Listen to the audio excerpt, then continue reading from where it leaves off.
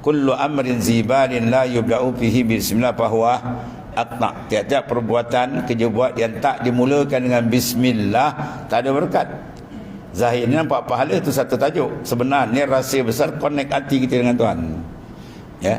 Hati bila kau ada connect, nanti insya-Allah cantik, nur dia terang. Kalau tak connect tu bahaya. Walaupun nampak cantik, luar hebat, tapi dalam tak connect, bahaya. Rumah besar, juta harga dia. Pentik Swiss api tak menyalur, pentik aircon tak fungsi, rupanya kat pelak tak connect. Dia punya wayar tak join kan. Dia perlu join pump baru dia cahaya dia. Begitulah maknanya ya. Kita dengan Allah jangan putus dan berat. Sebab tu disuruh kita apa?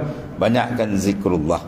Bila zikir banyak, makna Tuhan suruh kita apa? Rangkaikan rangkaian kemesraan hati. Uzkuruni zikran kasira. Sebut, ingat oleh kamu akan daku. Itu dalam Quran sebut.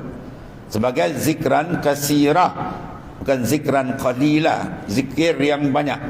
Ya, mulut tak bergerak pun tak apalah, hati dalam sentiasa memati kebesaran dia. Allah, Allah, Allah kita jalan. Buat kerja buatlah, dalam kita jalan. Sebab bila banyak zikir, itu tanda kemesraan, cinta, kasih. Man ahabba syai'an aksara zikru. Siapa yang banyak makna kasih Allah Ta'ala, dia akan banyak ingat.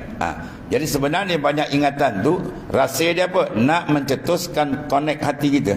Dia ada rangkaian kemesraan. Bila dijinak, mesra, rindu dengan Tuhan, Masya Allah. Itu satu sifat yang amat besar, yang membuat dia dapat kenikmatan, kemanisan dalam mengerjakan amal-amal ibadah.